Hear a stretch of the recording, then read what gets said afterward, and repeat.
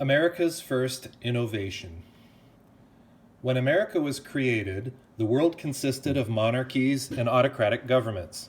Although the idea of democracy was not new, there were no actual countries which had a prescribed democracy that was systematically followed.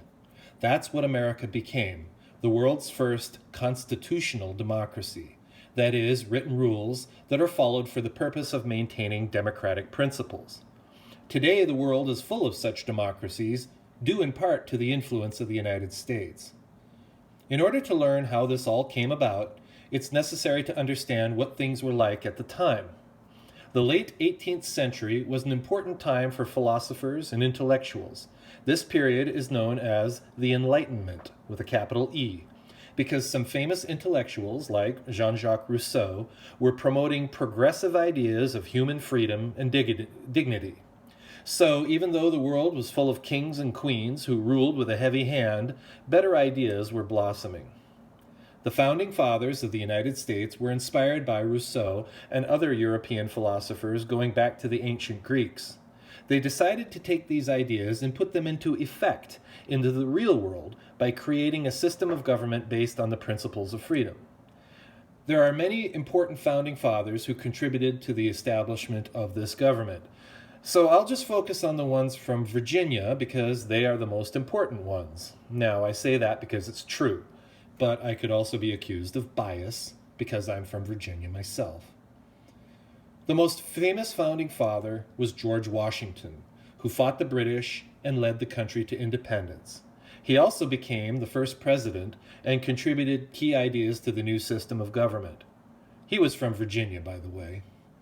The other ones I will talk about, who are equally important, are Thomas Jefferson, James Madison, and George Mason. They were also from Virginia, by the way. They wrote the most important documents for the establishment of democracy and arguably the most important political documents ever written because they eventually inspired independence movements and new governments the world over.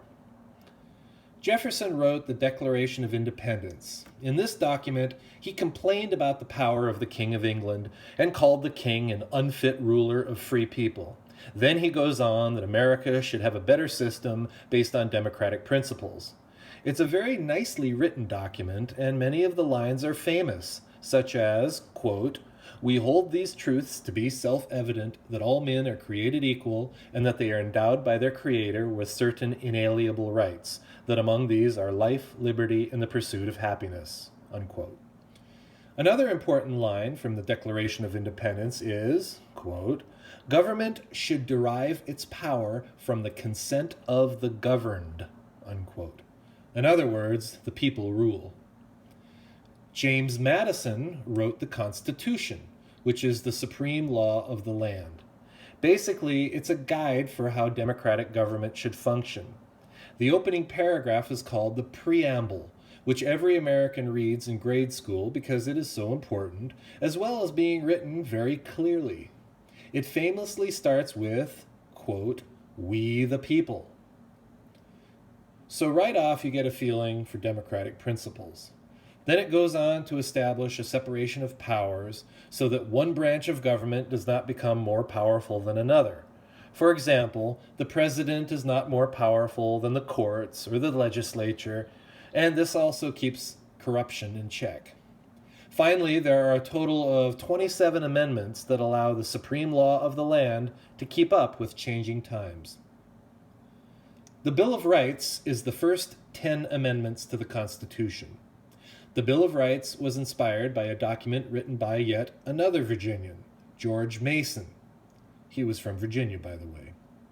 If you learn nothing else about democracy, you should learn that the purpose of the Bill of Rights is to limit the power of government. George Mason really believed that government power needed to be restricted. He didn't even sign the Constitution because he thought it still gave the government too much power. He dissented. George Mason's importance cannot be overstated.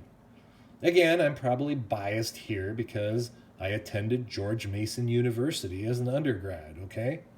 But seriously, Virginians were the most important founding fathers. End of discussion.